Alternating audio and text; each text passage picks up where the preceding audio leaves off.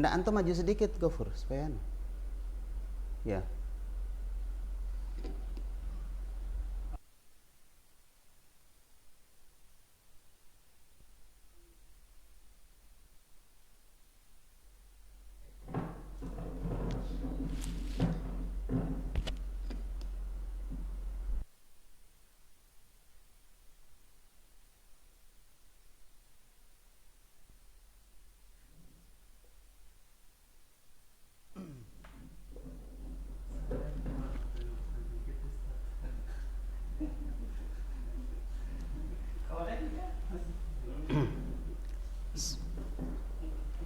Assalamualaikum warahmatullahi wabarakatuh. Innal hamdalillah nahmaduhu wa nasta'inuhu wa nastaghfiruh wa na'udzu billahi min shururi anfusina wa sayyiati a'malina. May yahdihillahu fala mudilla lahu wa may yudlil fala hadiya lahu. Asyhadu an la ilaha illallah wahdahu la syarika lahu wa asyhadu anna Muhammadan abduhu wa rasuluh sallallahu alaihi wa ala alihi wa sahbihi wa sallama tasliman katsiran, amma ba'd. Alhamdulillah, di malam atau di siang hari ini kita bersyukur kepada Allah di mana kita bisa bersua kembali dalam kajian akidah dari pembahasan kitab Syarhus Sunnah tulisan Al-Imam Al-Muzani Asy-Syafi'i rahimahullahu taala. Dan sebagaimana pembahasan kita sebelumnya, kita akan melanjutkan kembali pengantar dari kitab ini, ya, pengantar untuk belajar akidah. Baik, di pembahasan sebelumnya ada beberapa hal yang kita bahas berkaitan dengan bagaimana dasar-dasar Ahlus Sunnah wal Jamaah di dalam memahami akidah, ya, di dalam memahami akidah. Baik. Yang pertama, kita ulang ya supaya kita tidak lupa. Yang pertama adalah bahwa Ahlus Sunnah wal Jamaah mereka berhukum dengan Al-Quran dan Sunnah yang sahih pada setiap permasalahan yang mereka ingin menentukan hukumnya. Kemudian, ya, yang kedua adalah Ahlus Sunnah wal Jamaah kembali kepada pemahaman Salafus Saleh di dalam memahami nas-nas Al-Quran dan Sunnah.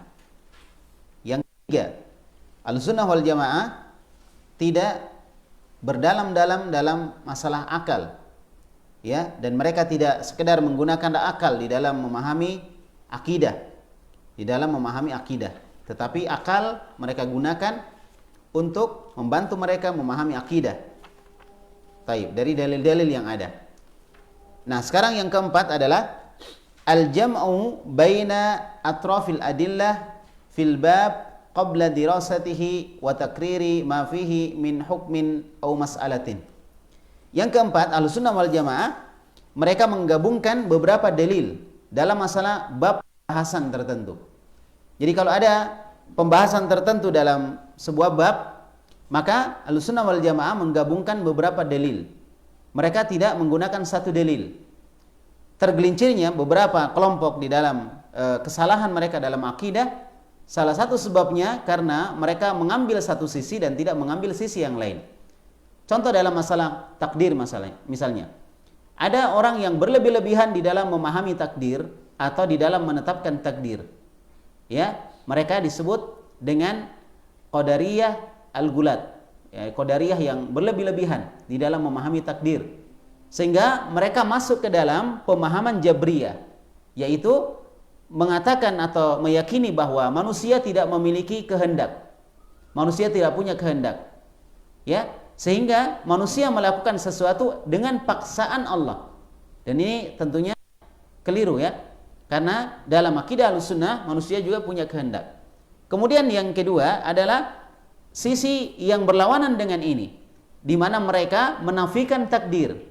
Tidak percaya bahwa takdir itu ada. Adanya kejadian yang terjadi itu disebabkan keinginan manusia dan tidak ada hubungannya dengan Allah Subhanahu wa taala. Dan ini juga kekeliruan. Ini juga kekeliruan. Ya, oleh karena itu Ahlussunnah berada di pertengahan. Mereka meyakini adanya takdir dan mereka meyakini bahwa manusia juga memiliki kehendak. Manusia juga memiliki kehendak. Ya, baik.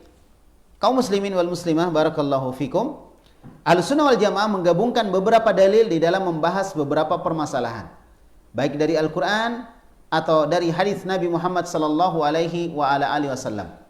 Sebelum mereka menetapkan sebuah keyakinan dalam masalah akidah, sebelum mereka mempelajari beberapa masalah dalam masalah akidah, maka mereka mengumpulkan dalil-dalil yang berhubungan dengan masalah tersebut atau dengan hukum tersebut.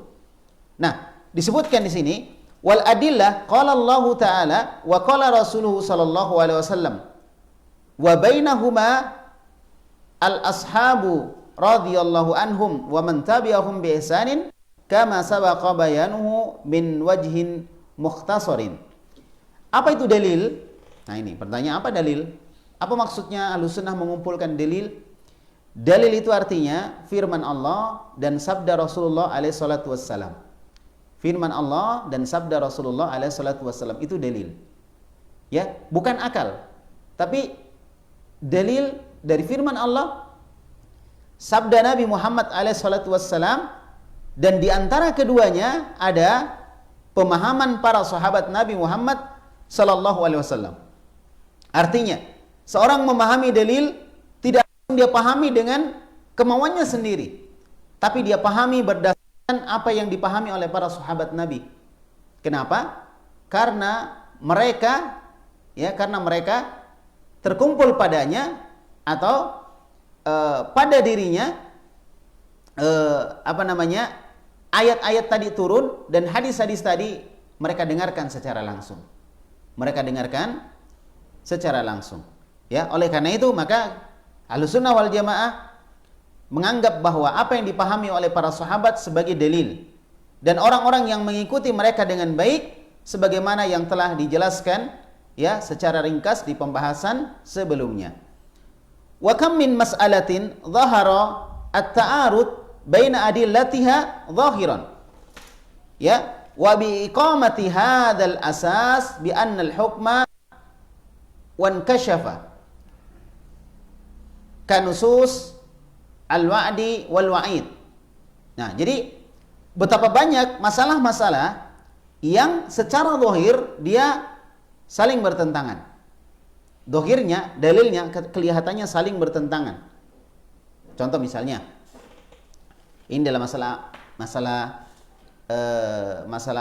hidayah contoh. Allah Subhanahu wa taala berfirman, "Wa innaka latahdi ila siratim mustaqim." Kamu wahai Muhammad menunjukkan kepada jalan yang lurus. Jadi Muhammad menunjukkan kepada jalan yang lurus. Kamu memberi hidayah kepada jalan yang lurus. Nah, di ayat yang lain disebutkan, "Wa innaka la tahdi ila siratim mustaqim." Atau "Wa innaka la tahdi," ya, sesungguhnya engkau wahai Muhammad tidak memberikan petunjuk, tidak bisa memberikan petunjuk kepada orang yang engkau cintai. Jadi ini menunjukkan apa? Adanya pertentangan di situ. Yang satu mengatakan bahwa Nabi memberikan petunjuk, di ayat yang lain mengatakan bahwa Nabi tidak bisa memberikan petunjuk kepada orang yang dia cintai. Ya, taib. Ini menunjukkan seakan-akan bertentangan di situ. Nah, kemudian para ulama kita menjelaskan bahwa hidayah itu ada dua. Ada hidayatul irsyad, hidayah di mana Nabi Muhammad bisa melakukannya, yaitu memberikan petunjuk, arahan dan bimbingan. Kemudian yang kedua, hidayatul taufik, hidayah dari Allah Subhanahu wa taala, di mana Nabi kita Muhammad hidayah dengan hidayah taufik, karena itu ada di sisi Allah Subhanahu wa taala. Maka kisah Nabi Nuh alaihissalam adalah pelajaran yang besar bagi kita seorang muslim. Bagaimana dia memiliki anak yang ingin sekali anak itu mendapatkan hidayah. 950 tahun dia berdakwah, disebutkan da'autu qaumi lailan wa nahara. Saya mendakwai kaumku siang dan malam. Bayangkan 950 tahun. Dia ajak anaknya untuk taat kepada Allah Subhanahu wa taala, sampai datangnya taufan, banjir bandang yang besar, anaknya tetap tidak mau taat kepada Allah dan terus diajak oleh siapa? Terus diajak oleh Nabi SAW untuk naik ke atas kapal, anaknya tidak mau. Perhatikan. Alaihissalam tidak bisa memberikan hidayah kepada, demikian Nabi Alaihissalam tidak bisa memberikan hidayah kepada pamannya sendiri Abu Thalib. Nah, oleh karena itu barakallahu fikum, maka hidayah taufik ada di sisi Allah Subhanahu wa taala. Adapun hidayatul irsyad, hidayatul bayan, hidayah yang bentuknya penjelasan, maka manusia bisa melakukannya. Jadi betapa banyak ayat-ayat atau hadis-hadis yang kelihatan secara zahir bertentangan. Ya, secara zahir bertentangan. Seperti misalnya nas tentang ancaman dan janji. Satu janji, satu mengancam. Ada pertentangan. Ya, waradat fiha an-nusus. Muncul dari masalah-masalah tersebut nas-nas dari Al-Qur'an maupun sunnah. Fadhanna an-nadhir annaha muta'aridah. Fa'akhwadha ba'dhuha wa radda al-akhar. Nah, kemudian sebagian orang menyangka bahwa ayat-ayat tersebut, dalil-dalil tersebut saling bertentangan. Sehingga orang itu mengambil yang satu dan membuang yang lain. Padahal sebenarnya bisa dipertemukan. Dan kaidah kita ya dalam masalah hal ini, ketika ada dalil-dalil yang bertentangan, kelihatan bertentangan, maka pertama yang kita lakukan adalah al-jam'u. Artinya mengkompromikan. Dikompromikan dulu. Oh, ini bertentangan, kompromikan dulu. Oh, maksudnya ini begini. Oh, maksudnya haramnya bukan haram, tapi maksudnya makruh gitu. Oh, ini maksudnya enggak, maksudnya sunnah. Perintahnya maksudnya sunnah, bukan wajib. Nah, itu salah satunya. Itu mengkompromikan. Nah, kalau tidak bisa, baru melangkah kepada step berikutnya. Melangkah kepada metode berikutnya. Yaitu apa? Mencari mana yang paling kuat di antara keduanya. Ya kan? Mana yang kuat di antara keduanya? Mana yang lemah dan mana yang kuat? Yang kuat diambil, yang lemah dibuang.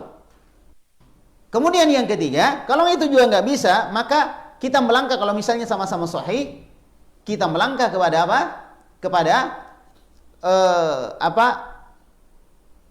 melihat mana yang nasih dan mana yang mansuh, mana yang dihapus dan mana yang menghapus. Dan ini berkaitan dengan histori, ya, dengan sejarah, ya kan? Mana yang duluan dan mana yang di belakang. Yang di belakang menghapuskan apa yang duluan. Yang duluan muncul, dihapuskan yang ada di belakang. Itulah yang dilakukan oleh para ulama kita ketika dalil-dalil itu kelihatan bertentangan. Oleh karena itu, maka Ahlussunnah wal Jamaah dalam masalah akidah, dalam masalah tauhid, ya, mereka benar-benar merujuk kepada Al-Quran dan Sunnah Nabi Muhammad SAW dan dikumpulkan dalil-dalil tersebut secara keseluruhan. Wa min huna najidu al-khata'a waz-zalal fi mukhalafatil kitabi was sunnah. Maka dengan sebab inilah kita mendapati kesalahan dan ketergelinciran sebagian orang di dalam menyelisihi Al-Quran dan Sunnah Nabi Muhammad SAW inda ahlil bid'ah, ya, di kalangan orang-orang yang melakukan perkara bid'ah. Mereka tergelincir di situ, mereka salah di situ. Kenapa? Karena mereka tidak mengumpulkan semua dalil. Tapi aneh, Masya Allah, sebagian orang yang jelas-jelas dia membela bid'ah, ya, dan menentang sunnah, mengatakan kepada ahlu sunnah, berapa dalil yang kau hafal, berapa kitab yang kau baca, dan seterusnya. Itu biasa, seperti itu. Ya, padahal mereka sendiri juga, ya, berapa kitab yang dia baca? Nggak ada. Atau sedikit yang dia baca. Oleh karena itu, maka ahlu sunnah wal jamaah, Masya Allah, dari dulu sampai sekarang, berusaha untuk mengumpulkan dalil-dalil tersebut, dijadikan satu semuanya, dikumpulkan. Setelah itu, baru diambil, apa tadi? Diambil kesimpulan. Setelah dikumpulkan dalilnya, maka kemudian diambil kesimpulan. Fakaffara al-khawarija wal mu'tazilata, ya, fakaffara al-khawarij wal mu'tazilatu murtakibal kabirati. Maka orang-orang khawarij, tahu khawarij ya? Kelompok khawarij tahu?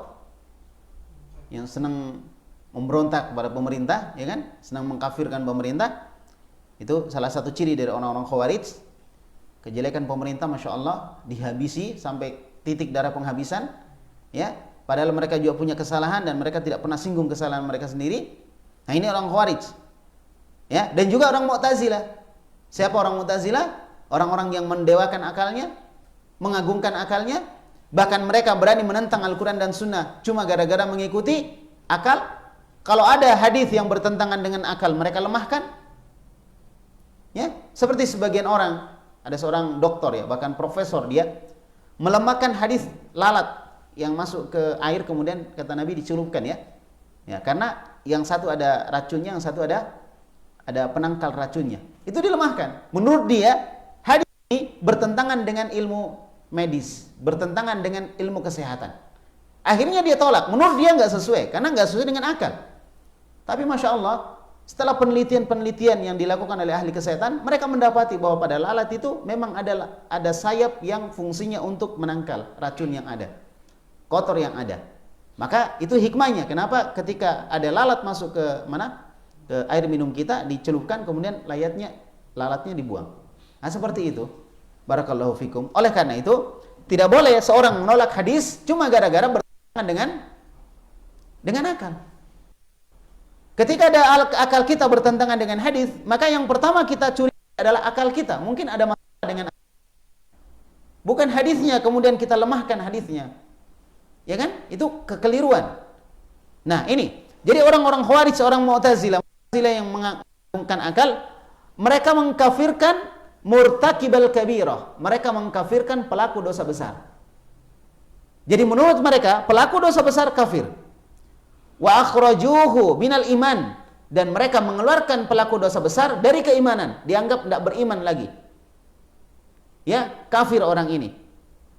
Nah, mereka berbeda pendapat tentang nanti di akhirat, nanti tempatnya di mana? Di neraka atau di mana? Kalau orang Khawarij bilang ya di neraka. Kalau orang Mu'tazilah bilang al-manzila bainal manzilatain, di satu tempat di antara surga dan neraka. Nah, ini kekeliruan. Karena apa? Karena mereka mengambil satu sisi dalil dan tidak mengambil sisi yang lain. Jelas ya? Jadi mereka mengkafirkan. Jadi yang benarnya apa? Yang benarnya bahwa pelaku dosa besar itu tidak kafir. Kecuali kalau dia melakukan dosa besar yang mengeluarkan dia dari Islam. Kalau misalnya membunuh, dosa besar bukan? Hah? Membunuh dosa besar bukan? Dosa besar. Tapi apakah orang membunuh kemudian dikatakan dia kafir? Ahlussunnah mengatakan tidak. Khawarij, orang Mu'tazilah mengatakan mereka kafir. Maka waktu itu orang Khawarij tidak mau bergabung dengan Ali bin Abi Thalib dan pasukannya. Karena terjadi memang pertempuran antara Ali bin Abi Thalib dengan pasukan Aisyah dan Zubair. Ya, terjadi pertempuran.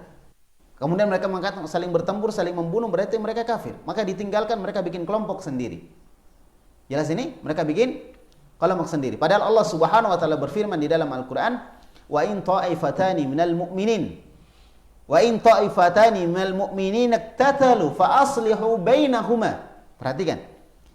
Kalau ada dua kelompok orang-orang beriman, Allah masih sebut orang beriman. Kalau ada dua kelompok orang beriman, mereka saling bunuh-membunuh, mereka saling berperang, maka damaikan di antara keduanya. Membunuh. Ya, membunuh itu dosa besar bukan? Dosa besar. Tapi Allah sebutkan wa in ta'ifatani minal mu'minin. Kalau ada dua kelompok dari kalangan orang beriman, mereka saling membunuh, berarti masih dianggap beriman. Karena Allah masih sebut apa? Orang beriman. Maka damaikanlah keduanya. Fa aslihu bainahuma. Fa in bagat, apabila salah seorang di antara keduanya tidak mau, ya, maka perangilah mereka yang tidak mau, yang memberontak. Jamaah kaum muslimin yang saya hormati dan saya muliakan, barakallahu fikum. Maka Ahlussunnah memahami bahwa pelaku dosa besar mereka tidak dikeluarkan dari Islam kecuali kalau dosa besarnya adalah dosa besar yang mengeluarkan dia dari Islam. Baik, li'annahum akhadhu binususil wa'id wa taraku nususal wa'di. Kenapa terjadi seperti itu? Kenapa mereka mengkafirkan pelaku dosa besar, orang-orang Mu'tazilah dan orang Khawarij? Karena mereka mengambil nas-nas yang isinya ancaman, dan mereka tidak mengambil dan meninggalkan nas dalam Al-Quran dan Sunnah yang isinya adalah janji, ya, janji-janji dari Allah, janji ampunan, janji ini, janji itu. Mereka tinggalkan. Mereka cuma fokus ke dalam nas-nas yang sifatnya ancaman. Nah, akhirnya terjadilah seperti itu. Maka Ahlussunnah nggak boleh gitu. Ahlussunnah itu pertengahan. Ya, diambil semuanya, dikumpulkan semua. Baik. Kemudian wa ja'alat al-murji'atu al-fusaqa wal awliya'a fi darajatin wahidatin fid dunya wal akhirah. Nah, ini juga orang-orang Murji'ah. Tahu orang Murji'ah? Ya. Orang Murji'ah menjadikan orang fasik dan orang para wali itu satu derajat. Menurut mereka, iman itu tidak bertambah dan tidak berkurang. Iman itu tidak bertambah dan tidak berkurang. Jadi imannya sahabat sama dengan imannya orang fasik. Tidak bertambah, tidak berkurang, sama. Imannya sama. Ya, orang-orang Murji'ah. Ya, orang-orang Murji'ah menganggap atau menyamakan orang-orang fasik dan para wali dalam satu derajat dalam masalah dunia dan dalam masalah akhirat. Li'annahum akhadhu binususil wa'di wa taraku binususil wa'id. Karena mereka mengumpulkan nas-nas yang berbicara tentang janji Allah untuk mengampuni dan seterusnya, dan mereka meninggalkan nas-nas yang menjelaskan tentang ancaman Allah Subhanahu wa taala. Ya kan? Misalnya ada orang yang melakukan dosa, ya, berzina misalnya. Maka dia mengatakan, dia berzina, Allah itu Maha Penyayang. Ya. Masa Allah akan menyiksa ini padahal niatnya bagus untuk cari nafkah misalnya. Ya, masa Allah akan menyiksa orang yang niatnya mau cari nafkah padahal jelas dia melakukan dosa besar. Ya kan? Dia melakukan dosa besar. Orang-orang Murji'ah seperti itu. Oleh karena itu ini kekeliruan juga yang bertentangan dengan akidah Ahlussunnah wal Jamaah. Walamma jama'a salafus salihu bainan nusus wa akhadhu bi majmu'iha, ya, maka ketika salafus saleh mereka menggabungkan di antara nas-nas yang ada, kemudian mereka mengumpulkan semuanya, ya, mengambil semuanya dan mereka mengamalkan semuanya. Jadi Ahlussunnah mengambil semua dalil yang bertentangan dengan pendapatnya atau dalil yang mendukung pendapatnya, diambil semuanya, dikumpulkan. Setelah itu mereka simpulkan. Ini yang dilakukan oleh Ahlussunnah wal Jamaah. Fasabul haqqa wa asabahumul haqqa. Maka mereka pun mencocoki kebenaran dan kebenaran mencocoki mereka. Nah, gitu. Akhirnya mereka berada di atas kebenaran karena mereka mengambil semuanya. Ya, mengambil. Kita kan biasa kalau ada dalil bertentangan dengan kita nggak ambil. Tapi kalau ada dalil mendukung kita, kita mati-matian untuk membela dalil itu. Sampai kadang dalam sebuah pemilihan, ya, pemimpin, ya, sampai mereka pakai dalil-dalil juga itu. Nah, ini karena mendukung, dia pakai dalil itu. Dan tafsirannya juga menurut tafsiran mereka. Dan ini keliru. Harus diluruskan. Ya, salafus saleh mengambil dalil semuanya. Mendukung atau tidak, mereka ambil semuanya. Kemudian karena sebab itulah mereka berada di atas kebenaran. Walida tarahum qalu bi baqai asli iman. Oleh karena itu engkau melihat mereka mengatakan bahwa pokok keimanan itu masih ada. Inda ashabil kabair, pada orang yang melakukan dosa besar. Jadi maksudnya gini, ada orang melakukan dosa besar memang karena terpaksa dia. Dia yakin ini dosa, tapi dia nggak bisa menghindar dia. Maka orang ini masih dianggap apa? Beriman. Tanya, di zaman sahabat ada nggak yang melakukan dosa besar? Di zaman sahabat ada. Di zaman sahabat ada rajam. Terjadi kan rajam? Peristiwa Ghamidiyah. Seorang wanita berzina, ya, pada saat itu, dan dia minta dirajam. Ada rajam, berarti ada dosa besar.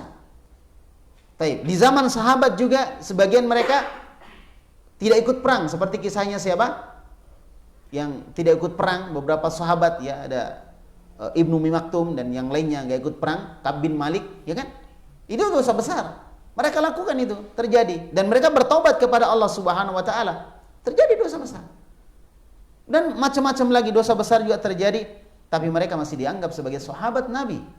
Mereka dianggap beriman kepada Allah. Mereka adalah sahabat Nabi Muhammad sallallahu alaihi wa ala alihi wasallam. Nah, oleh karena itu Ahlussunnah menganggap bahwa orang yang melakukan dosa besar masih punya keimanan pada dirinya. masih punya pokok keimanan pada dirinya, di mana keimanan ini yazidu wa yamkus, bisa bertambah dan bisa berkurang, ya, bisa bertambah dan bisa berkurang. Walam yahkumu lahum bikamalil iman, ya, wa tamamihi. Mereka tidak menganggap bahwa orang yang melakukan dosa besar imannya itu sempurna. Benar ya, imannya nggak sempurna. Kalau dia melakukan dosa berarti imannya apa? Berkurang imannya. Oleh karena itu Ahlussunnah mengatakan al-imanu yazidu wa yamkus. Yazidu bi ta'ah wa yamkusu bil ma'siyah. Iman itu bisa bertambah dan iman itu bisa berkurang. Dia bertambah ketika orang mentaati Allah dan dia berkurang ketika orang itu durhaka kepada Allah Subhanahu wa taala. Bisa bertambah, bisa berkurang. Itulah itulah iman menurut Ahlussunnah. Kapan dia bertambah? Ketika dia taat kepada Allah. Kapan dia berkurang? Ketika dia tidak taat kepada Allah. Kita sendiri kan biasa rasakan ya, tiba-tiba malas gitu. Biasanya semangat, tiba-tiba juga malas. Bahasa kita futur. Ya, apa futur? Mundur teratur. Nah, tadinya semangat, tiba-tiba malas. Tadinya semangat dakwah, tiba-tiba mundur lagi. Semangat sholat, tiba-tiba mundur lagi. Nah itu futur namanya, mundur teratur. Hilang dari dunia persilatan. Ya, tiba-tiba mana orangnya? Nggak ada, karena itu tadi futur. Itulah manusia kita sekarang rasakan itu. Kadang naik, kadang semangat sekali, kadang nggak bisa dibendung semangatnya, kadang juga ditarik pun nggak kuat kita, karena semangatnya sangat turun sekali. Oleh karena itu senantiasa kita berdoa kepada Allah untuk dijaga istiqomah kita di atas hidayah Allah Subhanahu wa taala. Gimana doanya? Tahu doanya? Ya muqallibal qulub, tsabbit qalbi ala dinik. Wahai yang membolak-balikan hati, tetapkan aku di atas agamamu. Ya muqallibal qulub, tsabbit qalbi ala dinik. Doanya ringkas ya. Nah, itu kita baca. Minta kepada Allah Subhanahu wa taala. Baik. Jadi seperti itu Ahlussunnah. Mereka tidak menghukumi orang yang melakukan dosa besar imannya sempurna, benar.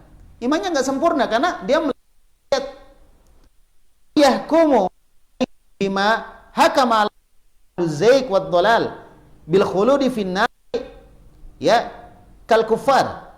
Namun Ahlussunnah juga tidak menghukumi orang yang melakukan dosa besar seperti yang dilakukan oleh ahlul bid'ah. Orang yang tersesat ini menghukumi orang yang melakukan dosa besar, di mana mereka mengatakan bahwa orang yang melakukan dosa besar mereka kekal di dalam neraka. Dan ini yang kekal di dalam neraka itu dosa besar berupa kesyirikan. Itu kekal. Khalidina fiha abada. Mereka kekal di dalamnya selama-lamanya. Itu jelas kalau kesyirikan. Ya, dan Allah berfirman, "Innahu may yusyrik billah faqad harramallahu 'alaihil jannah wa ma'wahun nar wa ma lidh-dhalimina min ansar." Sesungguhnya orang yang menduakan Allah, mensyirikatkan Allah, maka Allah akan haramkan dia masuk ke dalam surga. Haram. Berarti di mana tempatnya? Wa ma'wahun nar, tempatnya di dalam neraka. Dan tidak ada penolong bagi orang yang melakukan kezaliman. Jadi tempatnya di dalam neraka, tidak ada penolong bagi dia, dia kekal di dalamnya, tidak bisa masuk surga, berarti kekal dalam neraka. Ini karena dosa yang dilakukan kesyirikan. Tapi kalau dosanya bukan kesyirikan, akan ada ampunan dari Allah. Innallaha yaghfiru ay yushraka, innallaha la yaghfiru ay yushraka bihi wa yaghfiru ma duna dzalik liman yasha. Allah akan mengampuni, Allah tidak akan mengampuni dosa kesyirikan, namun Allah akan mengampuni dosa selain kesyirikan. Ya, atau yang dibawa daripada kesyirikan bagi siapa yang dikehendaki oleh Allah Subhanahu wa taala. Itu Ahlussunnah. Jadi di mana bedanya Ahlussunnah dengan orang-orang yang kita sebutkan tadi? Bedanya pada sisi apa? Ahlussunnah tidak mengkafirkan pelaku dosa besar. Adapun ahlul bid'ah, ya, sebagian mereka mengkafirkan pelaku dosa besar. Wallahul musta'an, ya. Baik, itu yang keempat. Jadi yang keempat apa tadi? Dasar Ahlussunnah dalam memahami akidah, menggabungkan semua dalil dan tidak mengambil sebagian menolak sebagian, tapi menggabungkan semua dalil. Ya, jelas ini insyaallah. Baik. Penolakan kepada sifat-sifat Allah itu disebabkan sebagian orang ngambil sebagian dalil, membuang sebagian yang lain. Ya kan? Membuang sebagian yang lain. Penolakan terhadap sifat Allah, tidak setuju dengan sifat Allah, mentakwil sifat Allah, itu semua disebabkan karena seperti itu. Baik, kemudian yang kelima, dasar yang kelima dari di dalam memahami akidah adalah ada mujadalati ahlil bidah. Mereka tidak berdebat dengan orang-orang yang melakukan bid'ah. Mereka tidak berdebat dengan orang-orang seperti itu, kecuali jika orang itu menginginkan kebaikan. Ya, orang itu menginginkan kebaikan, dia mau cari yang benar, maka tidak ada masalah kita berdiskusi dengannya. Tapi tidak, maka Ahlussunnah tidak menghadapi orang seperti itu. Dan Imam Malik pernah didatangi oleh orang yang ingin berdebat. Imam Malik tidak mau hadapi. Padahal siapa yang tidak kenal dengan Imam Malik? Sampai Imam Syafi'i pun belajar kepada Imam Malik. Imam Syafi'i sejak kecil dia belajar kepada Imam Malik, atau sejak masih muda beliau belajar kepada Imam Malik. Bayangkan. Ya, siapa yang tidak kenal dengan Imam Malik? Tetapi ketika ada orang ingin berdebat dengan dia, maka orang itu ditolak. Ya, pernah suatu hari ada orang bertanya kepada Imam Malik tentang istiwa. Ya, Allah bersemayam di atas arsy, ya. Disebutkan dia mengatakan Ar-Rahmanu 'alal arsy istawa. Allah itu bersemayam atau beristiwa di atas arsy. Kaifa istawa? Maka orang itu bertanya, bagaimana istiwanya Allah? Bagaimana modelnya?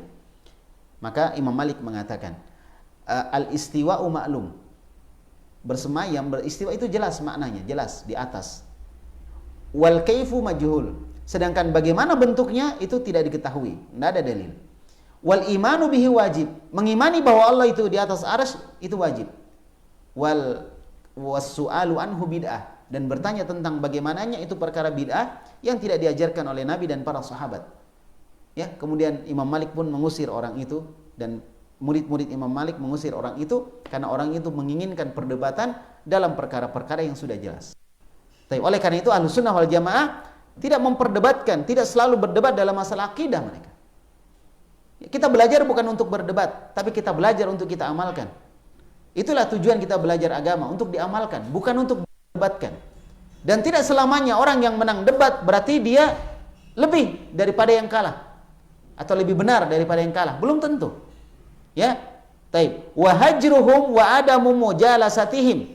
Kemudian Ahlussunnah itu tidak mau duduk-duduk dengan orang-orang yang tidak punya perhatian kepada sunnah, yang mereka lebih senang kepada perkara-perkara yang bertentangan dengan sunnah. Maka salah satu sikap Ahlussunnah, mereka tidak duduk-duduk dengan orang-orang seperti itu yang membahayakan. Ausimai kalamihim, dan mereka Ahlussunnah juga tidak mau mendengarkan ucapan orang-orang yang membahayakan agamanya. Kalau didengar ucapannya membahayakan agama kita, maka ditinggalkan. Ya. Itu dulu para imam kita terdahulu, mereka hati-hati dan mereka menghindari syubhat-syubhat, kerancuan-kerancuan dari orang-orang seperti itu. Ini sifat Ahlussunnah wal Jamaah di dalam masalah akidah.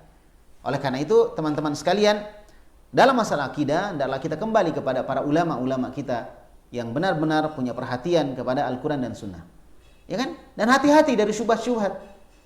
Ya, syubhat-syubhat macam-macam.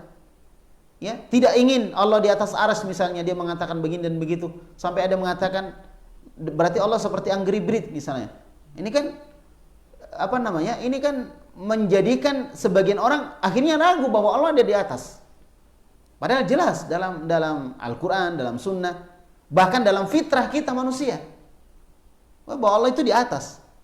Coba kalau kita berdoa, kepala kita menghadap ke lantai, sujud. Kita berdoa, meminta kepada Allah. Kemana hati kita? Pasti ke atas. Ya, ke atas. Dan kita sering menunjuk ke atas. Ketika kita sebut nama Allah, kita menunjuk ke atas. Sadar atau tidak sadar, kita menunjuk ke atas. Ini fitrah. Fitrah manusia. Taib. Oleh karena itu, maka Ahlussunnah wal Jamaah tidak selalu berdebat dengan ahlu bidah. Bahkan mereka meninggalkan orang-orang yang selalu melakukan hal-hal yang bertentangan dengan sunnah Nabi Muhammad SAW. Hadha huwal aslu inda ahli sunnati wal jamaah. Inilah pokok, asal, dasar dari ahlu sunnah wal jamaah. Walaupun enggak selamanya begitu. Illa idza da'au illa idza du'u ila bid'atihim. Ya. Wa nasyatu fiha fawajaba as-saddu lahum. Nah, kecuali kalau mereka ini mendakwahkan bid'ahnya, mengajak orang melakukan perkara bertentangan dengan sunnah, ya, dan mereka semangat melakukan itu, maka kewajiban kita apa? Membiarkan? Nah, kita membantah. Jangan dibiarkan, dibantah. Dan ingat ya, bantahan antara satu orang dengan orang lain itu menunjukkan rasa sayang orang yang membantahnya. Jangan kita melihat itu sebagai bentuk kebencian dari orang yang membantah, tapi sebagai bentuk rasa sayang agar orang yang dibantah tidak terjerumus ke dalam kesalahan. Kemudian orang yang dibantah harusnya berterima kasih kepada orang yang membantahnya karena orang ini telah menyingkap satu kelemahan yang dia miliki. Dan orang yang membantah tadi ingin agar kelemahan itu tidak bersama dengan saudaranya.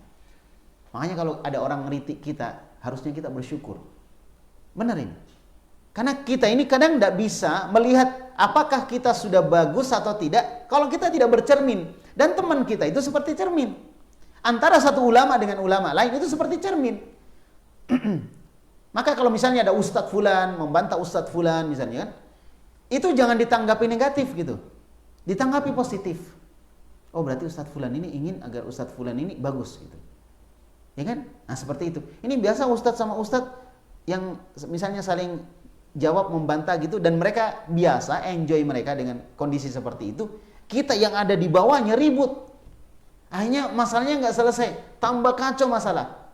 Ya kan? Padahal yang di atas yang saling membantah ini biasa mereka. Dan mereka begitu saling membantah. Kenapa? Karena tidak ada ulama terkumpul padanya seluruh ilmu. Maka kadang Imam Syafi'i beda pendapat dengan Imam Ahmad misalnya. Itu biasa. Seperti itu. Oleh karena itu, barakallahu fikum, Ahlussunnah wal Jamaah, hukum asalnya mereka meninggalkan pelaku-pelaku yang menentang atau bertentangan dengan ajaran Rasulullah, dengan sunnah Rasulullah. Tapi ketika mereka pun mendakwahkannya, maka Ahlussunnah wal Jamaah akan berdiri untuk membantahnya. Karena kalau tidak tersebar nanti. Ini kalau kita ibaratkan seperti virus yang bisa merusak kesehatan agama kita. Ketika virus itu ada, apa yang kita lakukan? Mencegah supaya virus itu nggak tersebar. Ya, seperti sekarang virus corona ya. Apa yang dilakukan pemerintah? Melakukan supaya dia tidak tersebar. Penyebarannya berkurang. Itu kan gitu. Itu masalah dunia, masalah dunia. Kalau orang kena virus itu mungkin dia mati. Itu kondisi paling fatal, dia mati. Apa yang dia tinggalkan? Dunia. Tapi kalau virusnya virus agama, seorang bukan cuma korban dunia, akhiratnya juga korban. Dan akhirat itu tentunya lebih mulia daripada dunia. Makanya menjaga agama ini dari virus-virus adalah kewajiban. Jangan mengatakan bahwa wah, kita kan sama, yang penting kita bicara pada kesepakatan kita saja, yang kita beda nggak usah dibicarakan. Kalau masalah perbedaan kita tadi menyebabkan agama kita jadi rusak, maka harus dibicarakan supaya jelas mana yang benar, mana yang salah.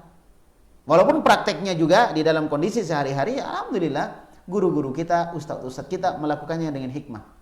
Ya, tidak langsung menuduh, tidak langsung menjustis, tapi mereka berbicara dengan hikmah, dengan dalil. Ya, diterima alhamdulillah, tidak diterima ya terus diberikan nasihat supaya teman atau saudara kita terhindar dari kesalahan tersebut. Fawajaba as-lahum wa kashfu halihim. Maka kewajiban kita adalah menghalangi mereka yang ingin menebarkan racun-racun, seperti anggaplah orang Syiah menebarkan racun supaya kaum muslimin benci dengan sahabat misalnya kan, mencela Aisyah, mencela Abu Bakar, maka kewajiban kita adalah meluruskan itu. Nah, kemudian juga menyingkap kondisi mereka. Makanya Ahlussunnah itu paling banyak musuhnya. Ini salah satu sebabnya. Ahlussunnah itu menyingkap kondisi orang-orang yang ingin lari dari sunnah, ingin menenggelamkan sunnah. Ahlussunnah menyingkapnya. Maka Ahlussunnah itu banyak musuhnya di mana-mana. Ya, sebenarnya bukan Ahlussunnah memusuhi mereka, enggak. Cuma mereka akhirnya memusuhi Ahlussunnah karena dianggap Ahlussunnah telah membongkar aib mereka, gitu. Membongkar aib mereka. Sekarang aib yang seperti itu perlu dibongkar? Iya. Kalau tidak dibongkar akan menular nanti. Ya, akan menular. Jelas ini? Taib. Nggak bisa orang cuma kamu harus menghindar. Tapi orang harus tahu apa ciri-cirinya. Anggaplah sebuah penyakit, kamu harus menghindar dari penyakit ini. Tapi orangnya nggak tahu ciri-ciri penyakit itu, yang dia bisa menghindar itu gimana gitu. Maka harus tahu ciri-cirinya. Nah, itulah Ahlussunnah menjelaskan. Kelompok ini begini, gini, ciri-cirinya gini. Kamu harus menghindar. Nah, gitu. Jadi ketika ada orang kelompok yang seperti itu cirinya, kita menghindar. Seperti itu. Itulah yang dilakukan oleh ahlu sunnah wal jamaah. Wa amma mujalasatuhum wa sima'u kalamihim fa yakhda'u li amrin minhum jiddan. Ya, wa huwa wad'u asasi lil hiwar ya'tamidu ala taib. Adapun duduk-duduk bersama dengan mereka, orang-orang yang memperjuangkan bid'ah, ya, mendengarkan mereka, ucapan-ucapan mereka, tunduk kepada perkara mereka, maka ini sangat wa yakhda'u li amrin, ya, muhimun jiddan. Maka ini sangat penting sekali mereka tidak lakukan itu. Ya, adapun kalau misalnya duduk bersama mereka untuk berdiskusi, berbicara, maka diperbolehkan dengan memperhatikan beberapa hal. Kalau misalnya mereka memang menginginkan kebenaran, ya, menginginkan kebenaran. Kalau ingin berbicara dengan mereka, maka hendaklah bersandar kepada satu, kepada Alkitab, ya, Alkitab bil kitab, ya, menerjemahkan atau bersandar kepada kitab, wal kitab bis sunnah wal athar. Kemudian artinya menafsirkan kitab dengan kitab, menafsirkan kitab dengan sunnah, wal kitab was sunnah bil athar ala sahaba wa man tabi'ahum bi ihsan, atau menafsirkan kitab itu dengan sunnah dan athar dari para sahabat. Jadi kalau ingin berbicara dengan mereka, maka dibuat dasar. Kita berbicara, kita diskusi, dasarnya Al-Quran dan Sunnah. Ya, sepakat. Kita pahami Al-Quran dan Sunnah dengan pemahaman sahabat. Oh, sepakat. Dan seterusnya, baru kita diskusi. Ya, maka insya Allah akan ada kebaikan di dalamnya. Kemudian disebutkan wa'lam annal Qur'ana wa sunnata huma asasul lughah. Ya, ketahuilah bahwasanya Al-Quran dan Sunnah adalah dasar dalam bahasa. Jadi bahasa itu dasarnya dari Al-Quran dan Sunnah. Itu dasar bahasa Arab. Kalau ada misalnya bahasa, ya, maka rujukan kita kepada Al-Quran dan Sunnah dari sisi bahasa.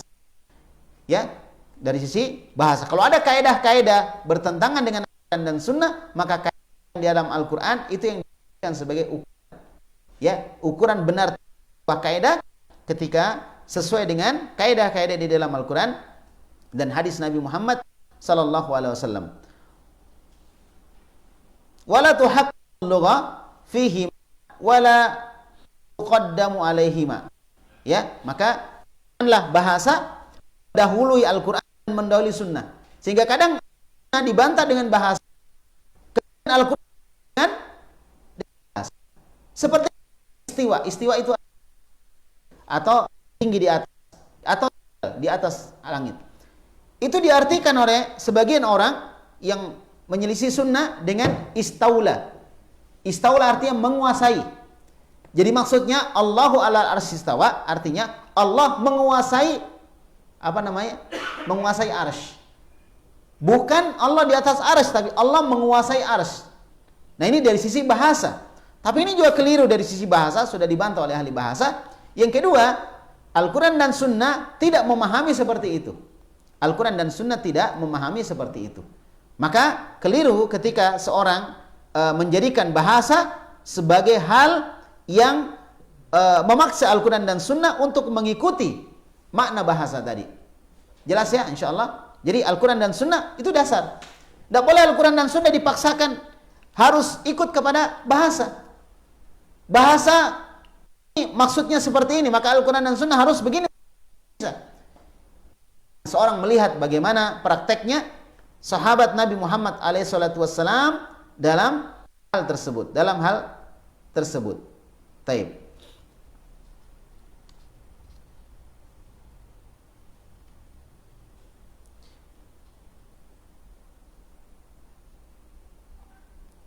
Ya. Kemudian di sini disebutkan firman Allah Subhanahu wa taala, ya, dalam Al-Qur'an mendukung ucapan beliau ini, ya. Pertama disebutkan dalam surah An-Nisa. Ayat 140, ya. Surah An-Nisa ayat 140. Kita bisa lihat Allah Subhanahu wa taala berfirman di dalam Al-Qur'an, wa qad nazzala 'alaikum fil kitab an idza sami'tum ayatillah yukaffiru. Dan sungguh Allah telah menurunkan kepada kamu, ya, di dalam bahwasanya apabila kamu mendengar ayat-ayat Allah yukaffaru biha, diingkari. Kalau kamu mendengar ayat-ayat Allah diingkari, wa yustahza'u biha, ya, dan kamu mendengar ayat-ayat Allah dihina, fala taq'udu ma'ahum, jangan duduk sama mereka. Ini perintah Allah.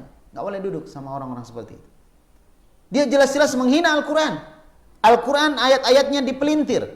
Hadis Nabi Muhammad, ya, hadis-hadis itu dimaknai dengan maunya sendiri. Pelintir. Maka jangan duduk dengannya. Jangan duduk kepada orang itu. Mengatakan dalam ayat ini, fala taq'udu ma'ahum, jangan duduk bersama dengan mereka.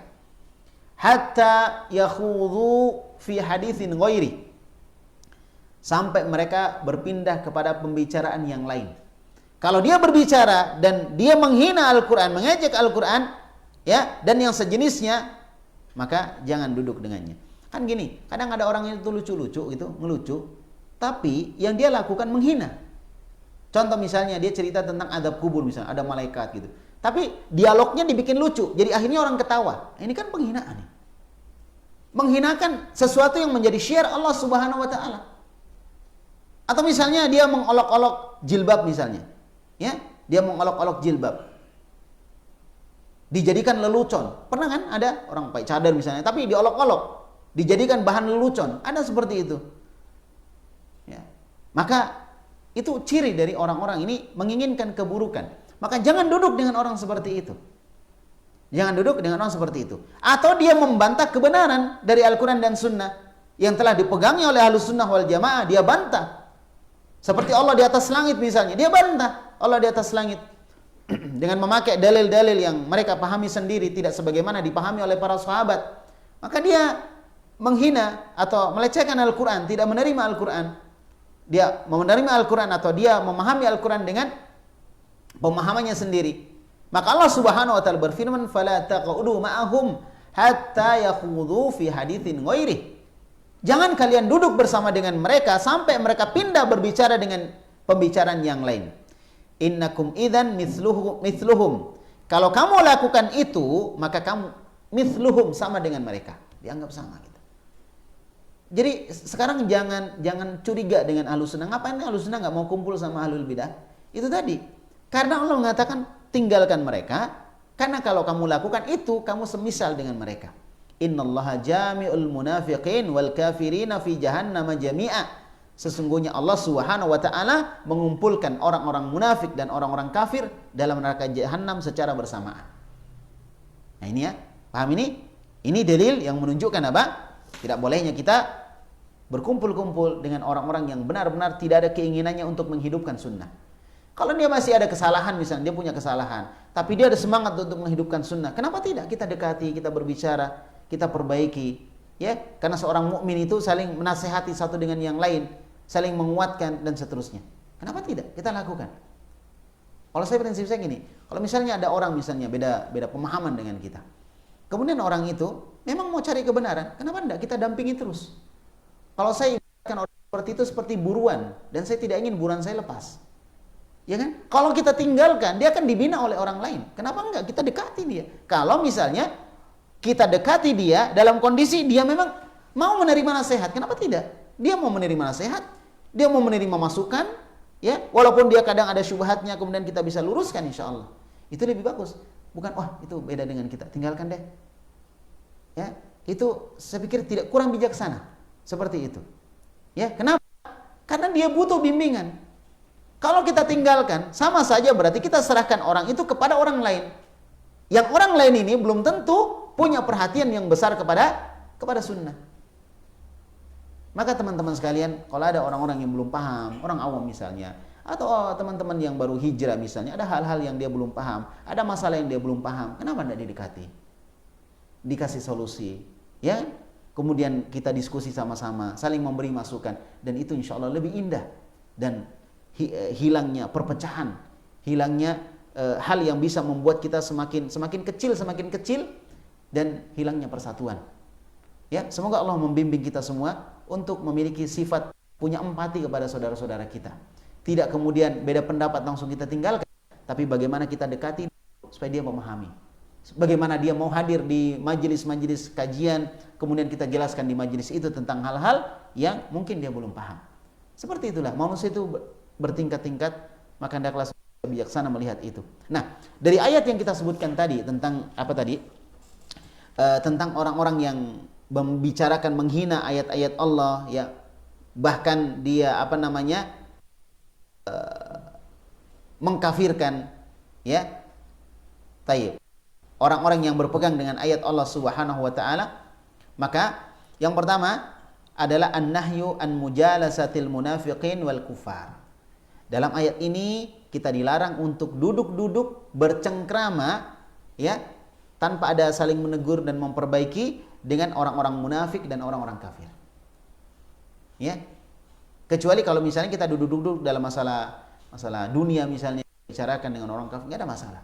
Ya, dan Islam sangat toleran dalam masalah ini. Islam itu punya toleransi yang sangat tinggi sekali. Ya kan? Maka di Madinah waktu itu ketika Nabi baru datang di Madinah, tidak semuanya di Madinah itu orang Islam. Tapi sebagiannya adalah non-muslim. Dan Masya Allah Nabi bikin perjanjian kesepakatan dengan mereka untuk menjaga kota Madinah. Padahal tidak semuanya orang Islam pada waktu itu. Dan orang-orang Yahudi juga dulu tinggalnya di Madinah. Cuma karena mereka melakukan kesalahan, ya, memberontak atau ingin menyakiti kaum muslimin, maka kaum muslimin melawan mereka, kemudian mereka pun diusir dari Madinah. Itu penyebabnya. Karena orang Yahudi bikin ulah. Ya, dan ini membahayakan kaum muslimin yang lainnya, akhirnya diusir mereka. Nah, itu biasa orang Yahudi, kesombongan mereka luar biasa. Sampai hari ini orang-orang Israel, ya, orang-orang Yahudi, ya, itu sombongnya luar biasa. Sombongnya luar biasa. Dan dari dulu seperti itu mereka. Oleh karena itu, maka itulah menyebabkan kemudian mereka diusir dari Madinah. Ala kulli hal, barakallahu fikum. Yang pertama, dilarangnya kita duduk-duduk, ya, dengan orang-orang munafik. Kalau kita tahu ini orang munafik dan kalau dinasehati juga sudah kita lakukan, dia masih tetap seperti itu, bahkan dia semakin berani, kalau bahasa sini bilang patwa-twai gitu, ya, udah tinggalkan orang seperti itu. Kemudian yang kedua, an-nahyu an mujalasati ahlil batil min kulli naw'in minal mubtadi'ah wal mufassiqah inda khawdihim fi batilihim. Larangan untuk duduk-duduk dengan ahlul batil, orang-orang yang sibuk atau orang-orang yang menghidupkan kebatilan dari semua jenis orang. Ya, di antaranya ahlul bid'ah misalnya. Ahlul bid'ah, ingat ya, kaidahnya laisa kullu man fa'alal bid'ah mubtadi'ah. Perhatikan. Tidak semua orang yang melakukan perkara bid'ah berarti dia ahlul bid'ah. Ini diperhatikan. Karena sering kita ini salah penerapan kaidah. Ketika ada orang melakukan bid'ah langsung kita bilang, oh itu ahlul bid'ah. Jawabannya belum tentu. Kenapa belum tentu? Karena ahlul bid'ah itu cirinya dia sudah paham, sudah tahu bahwa itu bid'ah, tapi dia tetap lakukan itu. Dan sudah tahu dia ini salah, saya tahu ini salah. Tapi saya akan tetap bela ini. Dia menolak sunnah padahal dia tahu bahwa yang dia lakukan itu salah dan itu adalah perkara bid'ah. Nah, ini salah satu ciri ahlul bid'ah. Tapi kalau dia belum paham, belum tahu, dia lakukan perkara bid'ah, dia belum tahu, maka itu bukan ahlul bid'ah. Jelas ini? Ya, yang dimaksud di sini adalah ahlul bid'ah. Ya, larangan untuk duduk-duduk dengan orang-orang yang menghidupkan kebatilan seperti ahlul bid'ah, ya, atau orang-orang fasik ketika mereka berbicara tentang kebatilan mereka. Ini yang kita lagi dengarkan ceramah, ini siapa ceramah ini? Oh, ceramah. Nah, di tengah ceramah dia misalnya menghina Quran misalnya, atau dia menghina sunnah Nabi Muhammad SAW, dia hina, dia ejek. Sunnah-sunnah, siar-siar sunnah dia ejek, dihina. Berarti apa yang kita lakukan ketika kita duduk di majelis itu? Tinggalkan. Kalau kita tidak tinggalkan, kita akan disebutkan oleh Allah seperti yang disebutkan tadi, ya. Idzan innakum idzan mithluhum. Gitu. Kalau kamu tetap lakukan, maka kamu sama dengan mereka, gitu. Kita menghindar, jauh. Ya, kita menjauh ketika ada seperti itu. Jelas ya, insyaallah ya. Baik, itu larangan. Kemudian yang ketiga adalah dalam ayat ini ada faedah wujubu jitinabi ashabil ma'asi. Wajibnya meninggalkan pelaku maksiat. Maksudnya apa? Pelaku maksiat yang sudah tahu dia melakukan maksiat, sudah dinasihati dan dia tetap melakukan maksiat itu. menyombongkan diri dengan maksiatnya, maka ini dijauhi. Adapun kalau pelaku maksiat dalam kondisi dia sebenarnya mau bertobat, seperti pembunuh 99 nyawa, lalu dia mau bertobat, maka kita tetap dekati orang seperti itu. Orang seperti itu butuh support kita. Dan kita biasa memperlakukan orang seperti itu kadang tidak manusiawi. Seperti misalnya ada orang masuk penjara. Ya, di penjara dia bertobat kepada Allah dan boleh jadi dia lebih bagus daripada kita. Lalu kita anggap orang kalau sudah keluar penjara itu sebagai pendosa. Nggak pantas untuk didekati dan selalu dijauhi, dibully. Ya kan? Maka ini kekeliruan. Ini kekeliruan. Harusnya orang seperti itu apa? Disupport. Kita kasih semangat. Orang seperti itu. Kenapa? Dia sudah bertobat kepada Allah Subhanahu wa taala. Dan sekali lagi, boleh jadi dia lebih Allah cintai daripada kita. Kita tidak melakukan dosa, tapi kita sombong dengan perbuatan baik kita. Dan mereka melakukan dosa, kemudian mereka bertobat kepada Allah Subhanahu wa taala. Dan salah satu ciri orang yang dicintai Allah adalah orang yang mau bertobat kepada Allah. Ya kan? Orang yang mau bertobat kepada Allah Subhanahu wa taala. Wa khairul khatta'in at-tawwabun. Sebaik-baik orang yang bersalah adalah orang yang mau bertobat kepada Allah Subhanahu wa taala. Jadi yang ketiga ini wajib kita meninggalkan pelaku maksiat. Jadi jangan mendekati tempat-tempat maksiat. Jangan orang beriman misalnya biasa sholat, biasa pergi ke pengajian dan seterusnya, tiba-tiba dia datang ke tempat-tempat dugem misalnya. Ngapain mas di sini? Menguji iman. Nah, ya salah. Nah, benar itu. Ngapain dia menguji iman di situ ya? Nah, menguji iman. Misalnya orang lagi minum minuman keras di situ, dia duduk di situ juga, duduk sama-sama, katanya menguji iman. Nah, ini kekeliruan. Harusnya dia tidak datangi tempat itu karena tempat itu bisa mempengaruhi dia, menyeret dia lagi kepada keburukan. Makanya teman-teman yang sudah hijrah, kemudian ada teman dia yang selalu mancing-mancing dia untuk meninggalkan hijrah misalnya, jangan ngaji dengan ini, lebih sudah putuskan hubungan. Sebagaimana pembunuh 99 nyawa diperintahkan oleh seorang ulama untuk berpindah dari tempatnya yang buruk. Karena memang harus diputus hubungan. Ulama ini tidak mengatakan kamu bertobat saja tetap di tempatmu, enggak. Tapi dia bilang apa? Kamu pindah ke kampung yang baik, beribadah kamu dengan orang yang ada di kampung itu. Memang harus diputus hubungan baru bisa. Kalau enggak akan masih gitu. Ditarik-tarik terus kita. Putus hubungan. Jelas ya? Tapi kalau misalnya dengan kita hijrah, kemudian orang itu belum hijrah dan dia masih bisa kita nasihati, masih bisa kita kasih masukan, kenapa terlalu cepat kita memutus hubungan? Maka jangan dulu memutus hubungan sampai orang tersebut sudah tidak mampu lagi kita tangani, maka baru diputus hubungan. Jelas insyaallah. Nah, inilah mencari lingkungan kalau ingin benar-benar berhijrah kepada Allah Subhanahu wa taala. Nah, idza dhahara al-munkar. Jadi tidak boleh mendekati orang-orang pelaku maksiat ketika muncul kemungkaran. Tetapi kalau mendekati pelaku maksiat kemudian kita ingin nasihati dia bukan di tempat kemungkaran, dia tiba-tiba jalan, kita tahu ini orang senang melakukan maksiat, kita datangi, kita kasih nasihat, kita traktir. Nah, misalnya bagus kan kalau ditraktir. Biasanya kalau orang ditraktir insyaallah mudah. Ya, mudah untuk apa? Mudah untuk dengar kita. Benar, karena dia merasa aduh ini orang baik sekali sama saya. Akhirnya dia dengarkan kita. Jadi ini kalau ingin ucapan kita didengarkan oleh orang lain, jadikan orang itu cinta kepada kita. Itu yang pertama. Gimana orang itu bisa cinta kepada kita? Tunjukkan bahwa kita punya perhatian kepadanya. Gitu ya? Insyaallah, tunjukkan bahwa kita punya perhatian kepadanya. Kalau kita sudah tunjukkan bahwa kita punya perhatian kepadanya, maka apa yang terjadi? Dia akan cinta kepada kita. Kalau dia sudah cinta kepada kita, maka dia akan mendengar apapun yang kita ucapkan. Itu baru kita arahkan. Jadi dakwah itu step by step, tidak bisa langsung. Baru ketemu sama temannya nih, dia sudah hijrah. Tiba-tiba ketemu sama teman SMA. Halo bro, kita dulu sama-sama gini. Ya. Kemudian kita langsung mau teman kita itu langsung berubah seperti kita. Ya nggak bisa. Perlu proses, tahapan.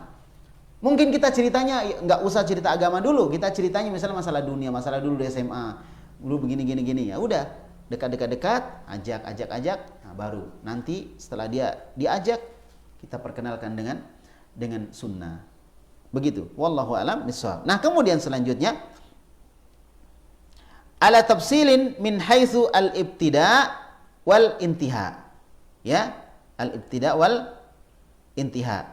Jadi ini perlu ditafsil atau perlu dirinci.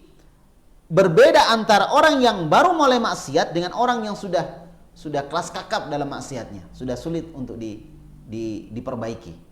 Kalau orang baru mulai, insya Allah masih bisa diperbaiki.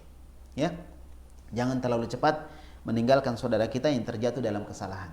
Rangkul dia, bujuk dia, ya, dan berikan dia masukan-masukan agar orang tersebut kemudian kembali kepada jalan Allah Subhanahu wa Ta'ala. Tapi udah 2:30 nih. Sampai jam berapa, Jabal? Ya. Tapi insyaallah kita cukupkan sampai di sini. Nanti kita sambung lagi di pertemuan akan datang insyaallah.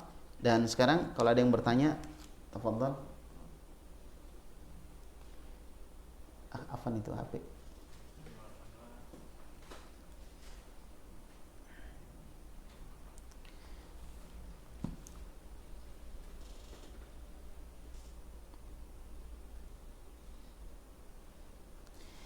Insyaallah sudah ada pertanyaan panjang. Ini panjangnya sama dengan skripsi ini. Masya Allah. Ya, bismillah. Assalamualaikum warahmatullahi wabarakatuh. Semoga Ustadz beserta tim seluruh umat kaum muslimin ya selalu dalam lindungan dan ridha Allah Subhanahu wa Ta'ala. Amin. Semoga Allah kabulkan doa antum. Afwan, ana mau bertanya di luar tema Ustadz. Sehubungan bulan depan ada pemilihan wali kota. Maka di lingkungan rumah ana banyak orang yang berkampanye dengan menyogok baik uang maupun barang.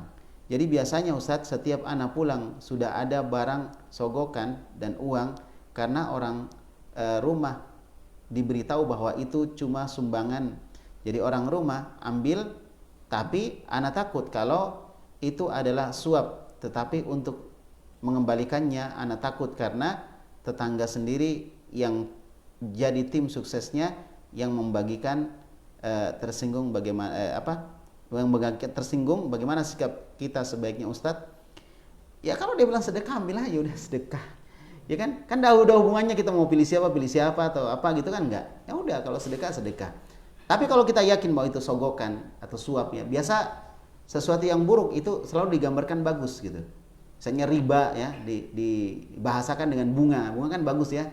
Nah, seperti tadi sogok menyogok ya dibahasakan dengan suap menyuap ya supaya romantis ya, kayaknya bagus gitu. Tapi ini sesungguhnya salah. Jadi Nabi sallallahu alaihi wasallam menyebutkan dalam hadis ya, ar-rasi wal murtashi finnar. Orang yang menyogok dan orang yang disogok sama-sama masuk neraka. Dan insya Allah sogok menyogok ini jelas ini uang sogok atau bukan. Ya, taib. Tapi kalau seperti tadi dia bilang sumbangan, ya udah secara zahirnya orang itu bilang sumbangan, ya udah kita pahami bahwa dia menyumbang, udah. Kita butuh sumbangan, ya udah kita diambil aja. Ya, tapi ingat bahwa itu tidak ada hubungannya dengan masalah memilih dan seterusnya, nggak ada hubungannya dengan itu. Ya kita kalau orang yang bilang seperti itu, ya kita pahami bahasa orang itu mungkin niatnya bagus, wallahu a'lam. Ya. Tapi kalau misalnya kita bisa memberi nasihat, memberi masukan untuk dia ikhlas, ya. Kalau mau nyumbang betul, jangan dihubungkan dengan kampanye, jangan dihubungkan dengan pemilihan. Apalagi orang yang tadinya tidak pernah menyumbang, ya tiba-tiba rajin menyumbang setelah kampanye, maka ini tentunya ada ciri, ya, bahwa itu ada masalah. Dan sebaiknya dihindari yang seperti itu. Ya, wallahu a'lam bishawab. Tapi ketika kita khawatir menimbulkan mudarat yang lebih besar, maka tentunya ya kita terjatuh dalam satu mudarat, tapi kita menghindari mudarat yang lebih besar. Ini namanya akhdhu akhaffid dararain, mengambil mudarat yang paling kecil di antara dua mudarat. Wallahu a'lam bishawab. Kemudian bismillah, afwan Ustaz, bagaimana dengan ibu yang hamil tua? Terkadang susah untuk menyempurnakan rukuk dan sujud akibat janin yang semakin besar. Apakah mempengaruhi kesempurnaan salat? Seorang melakukan sesuai yang dia mampu. Fattaqullaha mastata'tum. Bertakwalah kepada Allah semampu kalian. Dan Nabi SAW bersabda, "Wa ma amartukum bihi fa'tum minhu mastata'tum, wa ma nahaitukum anhu fajtanibuh." Apa yang aku perintahkan lakukan semampu kalian, dan apa yang aku larang maka tinggalkan. Nah, ini kaitannya dengan masalah perintah Nabi Muhammad SAW untuk sholat sebagaimana Nabi sholat. Nabi bersabda, "Shallu kama ra'aitumuni usolli." Sholatlah kalian seperti kalian melihat aku sholat. Ini perintah. Dan seorang melaksanakan perintah sesuai dengan apa? Kemampuan. Wa ma amartukum bi fa'tu minhu mastata'tum. Apa yang aku perintahkan kepada kalian lakukan semampunya. Sama dengan orang yang luka kepalanya, ya, dan dia tidak bisa mandi dan dia harus junub misalnya, dan bahaya kalau tersiram kepalanya, maka boleh dia tidak mandi junub dan dia tayamum. Kalau misalnya dalam kondisi membahayakan. Ini menunjukkan apa? Menunjukkan bahwa orang tersebut tidak melakukan yang sempurna. Ya, karena yang sempurna adalah mandi. Tapi dia melakukan tayamum. Atau orang yang berwudu kemudian tangannya luka, yang sempurna berwudu dicuci. Tapi karena tangannya luka misalnya, maka dia tidak cuci tangan tadi. Dia cuci sebagian yang lain, untuk tangan yang luka dia cukup usap bagian atasnya. Padahal tangan itu dicuci bukan diusap. Ya, oleh karena itu maka insyaallah ibu yang hamil dia melakukan semampunya dan dia berikan yang terbaik untuk Allah, karena ini kaitannya dengan sholat.